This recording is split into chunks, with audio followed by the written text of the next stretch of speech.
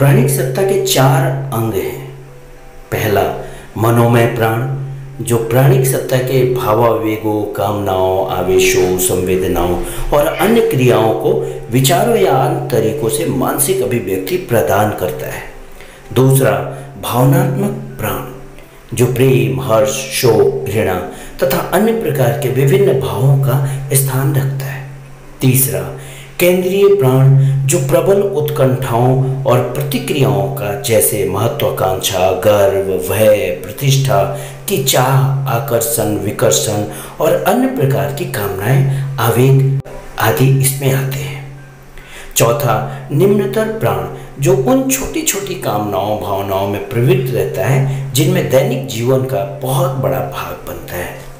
बहुत से लोग शरीर में रहने वाली इस प्राणिक शक्ति को नहीं जानते, या फिर जिस अधिक स्थूल रूप वाली शारीरिक शक्ति को ये अनुप्राणित करती है तथा अपने वाहन के रूप में प्रयोग करती है, उससे इसका भेद नहीं कर सकते।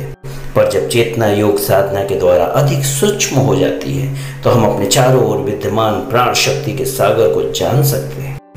मानसिक चेतना के द्वारा उसे अनुभव कर सकते हैं। मन रूपी इंद्रियों के द्वारा ठोस रूप में भी उसे जान सकते हैं। उसकी धाराओं और गतियों को देख सकते हैं और संकल्प के द्वारा सीधे ही उसका निर्देशन कर सकते हैं। पर जब तक हम उसके प्रति इस प्रकार सचेतन न हो जाए, तब तक हमें उसकी उपस्थिति में तथा उसकी प्राण शक्ति के ऊपर महत्तर प्रभुत्व का हमारे संकल्प के बिना संभव नहीं है। प्राण केवल एक ऐसी शक्ति नहीं है जो शारीरिक और प्राणिक बल की क्रिया के लिए आवश्यक है, बल्कि वह मानसिक और आध्यात्मिक क्रिया का भी अवलंबन है। अतएव प्राणिक शक्ति की पूर्ण और निर्वाध क्रिया निरंतर किंतु फिर भी आवश्यक प्रयोजन के लिए अपेक्षित है, बल्कि हमारी जटिल मानव प्रकृति के कारणों में मन, अति मानस और आत्मा की मुक्त और पूर्ण क्रिया के लिए भी आवश्यक है। प्राण शक्ति और उसकी क्रियाओं का प्रभुत्व प्राप्त करने के लिए, प्राण शक्ति को बढ़ाने के लिए हमें अभ्यास जरूर करना होगा, मन को मजबूत जरूर करना होगा, अपने विकार को दूर जरूर करना होगा, तभी हम अपने प्राण शक्ति को बढ़ा सकते हैं। जब तक व्यक्ति के बीच सहयोग नहीं करता, तब तक प्राण शक्ति को बढ़ाने के लिए हमें अपनी इच्छाओं को वश में करना होगा। जब तक हम अंदर से मजबूत नहीं होंगे, अपने प्राण शक्ति को नहीं बढ़ा सकते।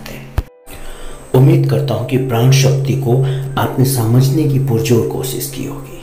आने वाले समय में हम आपको बताएंगे कि हम ये सारे भाव कहां से उद्धृत कर रहे हैं। आज के लिए इतना ही। अगले पार्ट में हम इन्हीं चर्चाओं को विस्तार पूर्वक आगे की तरफ बढ़ाएंगे। हमारे साथ बने रहने के लिए आप